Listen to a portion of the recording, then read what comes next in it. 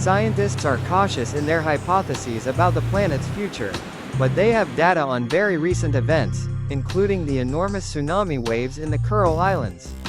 However, some events are known only to a small circle of specialists and local residents. To those who were lucky enough to survive.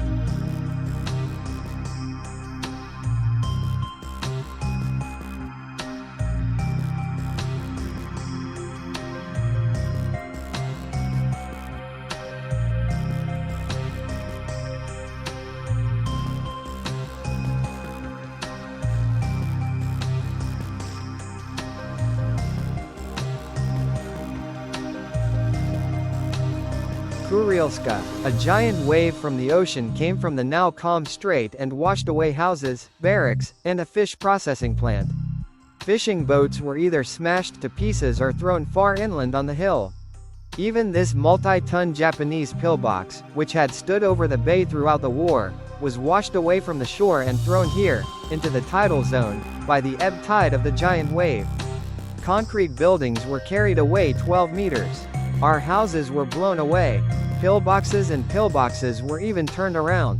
They were dumped right there in the port. The old village was located here under the hills. It was destroyed. Now it is buried under tons of sea sand, hiding the traces of the catastrophe half a century ago. The tragedy of Severokurilska and its residents, both dead and survivors, is a forbidden secret, erased from Soviet history. An entire town was washed away. 3 tsunami waves, originating from the Pacific Ocean, crashed into the peacefully sleeping town. The night of November 4–5, 1952. Pre-dawn, around 4 a.m. The village was asleep when the tremors woke people. Residents of the Far East need no explanation of what to do in such moments. If a tsunami alert is issued, you should immediately leave the coastal area, moving perpendicular to the shoreline. A relatively safe elevation is 30 to 40 meters above sea level or 2 to 3 kilometers from the coast. This retreat significantly reduces the risk, even if the area is threatened by large tsunamis. However, to be 100% safe, it's better to retreat further or higher. When retreating from the danger zone, avoid riverbeds, streams, and ravines. These areas are the first to be flooded. Tsunamis in lakes or reservoirs are less dangerous, but even then, caution should be exercised. A safe elevation is considered to be 5 meters above sea level. Tall buildings are suitable for this purpose. In the event of a large tsunami at sea or ocean, many buildings simply cannot withstand the pressure of the wave and will collapse.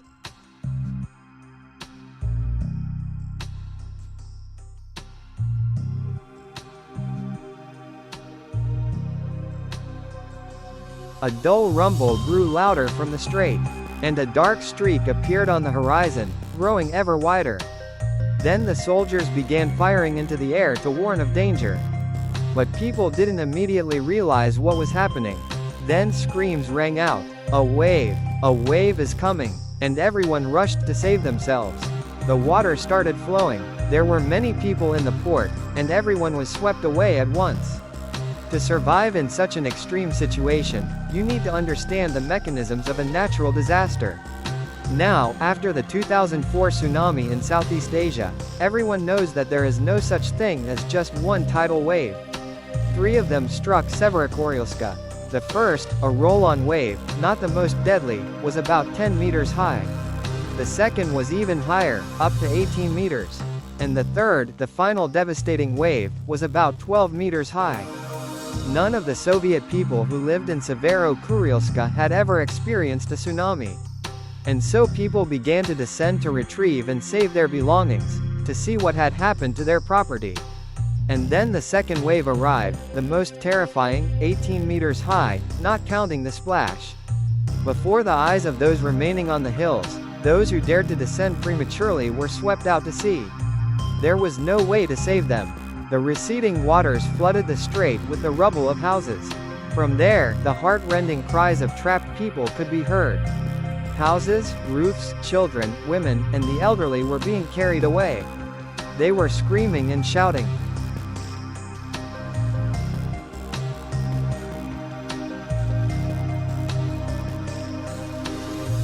Over the next 3 days, people were evacuated by sea and air to the mainland.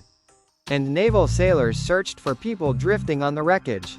But only a few were rescued. The strait and the coastal strip were filled with the corpses of people and animals, mixed with the wreckage of houses and ships. Incidentally, many people didn't manage to escape. They and their houses were simply swept into the strait. And 2 or 3 days later, they were found on the roofs of their houses. That happened, too. But the majority of people still escaped. I'm not including the military because the military was given orders to these places according to both regulations. And almost all the military personnel perished. Earthquakes, even tsunamis, are not uncommon in the Far East.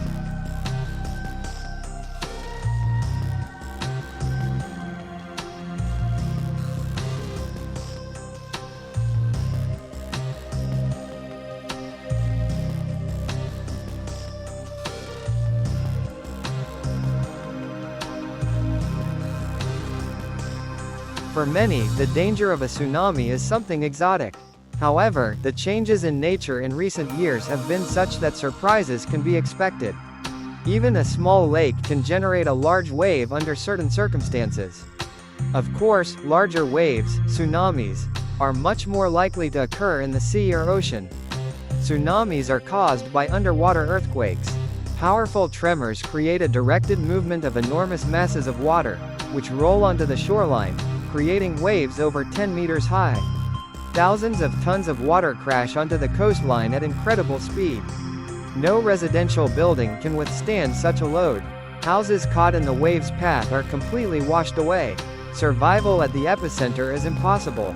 The further the wave travels toward land, the less powerful it is, but the danger is no less, as the wave turns into a mixture of building materials, rocks, rebar, cars, and trees, crushing and destroying everything in its path.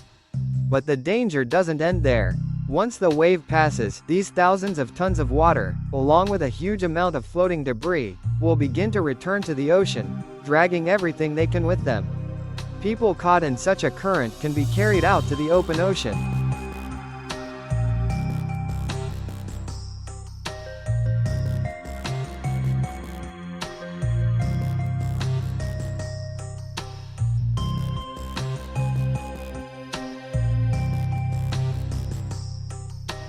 The Pacific coast experiences the greatest number of earthquakes.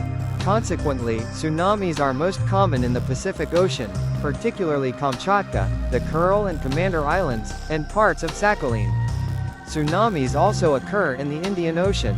Coastal areas with increased seismic activity are at the highest risk of natural disasters.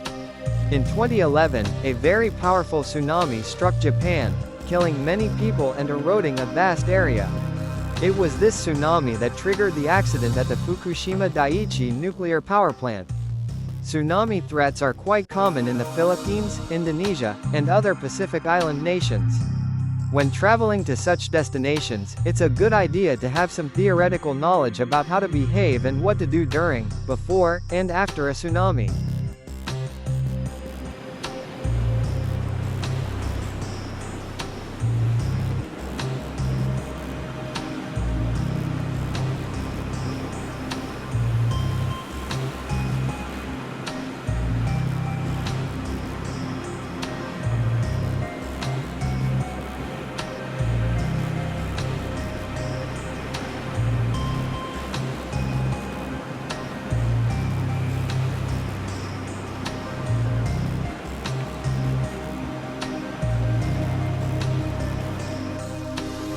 The first reason to think about the tsunami threat is a warning of increased seismic activity in coastal areas.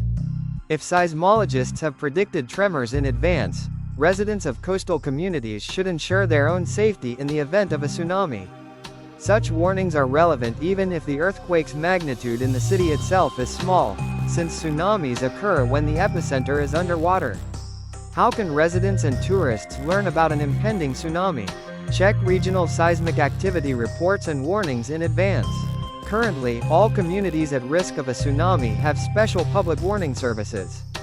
But there's a catch. Earthquakes are very common, but only a few produce tsunamis. Therefore, it's not always possible to determine in time how strong an earthquake will be and whether it will cause a tsunami. Another point, if the tsunami epicenter is hundreds of kilometers from the coast, residents will have time to react and evacuate the area after a warning is issued. However, if the epicenter is near the coast, even if a warning is issued, there may not be enough time to evacuate. This is exactly what happened in Japan on Okashiri Island during the 1993 Hokkaido earthquake. The tsunami killed 230 people. During periods of heightened tsunami risk, it's important to closely monitor government announcements via radio, television, the internet, and SMS. In most cases, the danger is announced several hours in advance, giving residents time to respond. Animals are sensitive to the approach of a giant wave. They become restless long before a tsunami arrives. Many wild animals and birds tend to leave the danger area early. The approach of a tsunami within the next 15 to 20 minutes can be indicated by signs such as a rapid retreat of water along the shoreline and a sudden attenuation of the sound of the surf. In some cases, the drift of unusual objects, such as fragments of ice or beach debris lifted from the seabed by the current, is also observed. The immediate approach of a wave is accompanied by thunderous sounds and a roar.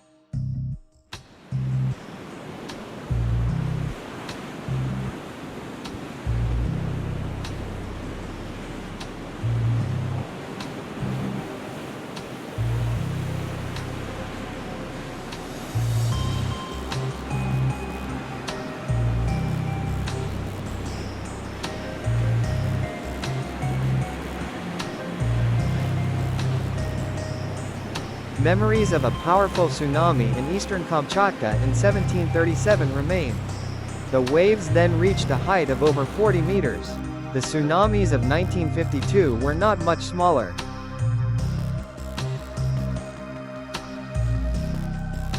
Half a century later, a Gulf wave, the harmless translation of the Japanese word, tsunami, brought death again.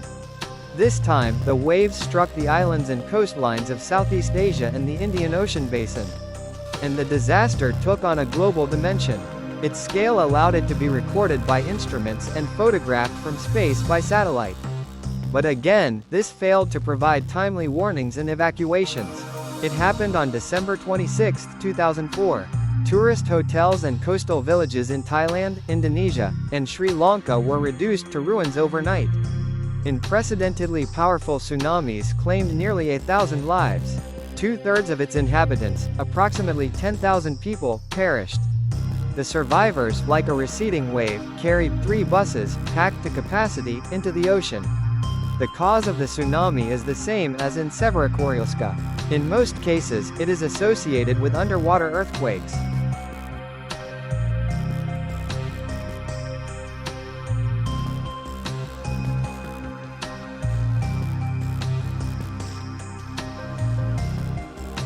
In the event of a large tsunami at sea or ocean, many buildings simply cannot withstand the pressure of the wave and will collapse. However, if the situation leaves no other choice, tall, permanent structures are the only chance of survival. In these cases, it's recommended to go to the highest floors and close windows and doors. As earthquake safety guidelines suggest, the safest areas in a building are areas near columns, load-bearing walls, and corners. A tsunami typically consists of several waves, and in most cases, the first wave is not the strongest. It's important to remember this and remain vigilant. If a wave strikes someone, it's crucial to hold on to a tree, pole, or building and avoid collisions with large debris. As soon as possible, seek shelter in case of subsequent waves.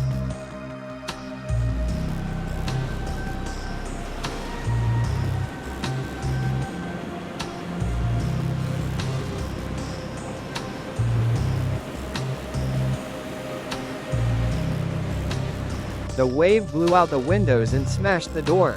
I held my son's hand as we floated just below the ceiling of the room. This horror lasted for about 20 minutes. Then the water receded, dragging all the household goods with it into the ocean. But we're alive, and that's the main thing. Although the shore was littered with wrecked fishing boats, the house on the hill miraculously survived. And that's no coincidence. Mr. Anner's house stands quite high, about 20 meters above sea level. Furthermore, the wave lost some of its destructive power in the deep lagoon. The village of Hambontoto, unfortunately, stood in a shallow bay. And the ocean wave, trapped between the shore like a horseshoe, gained height. And it rolled through the village like a steamroller, even higher than the dome of the mosque. Subscribe to the channel and don't miss videos about the tsunamis in Japan and Indonesia. Enjoy watching.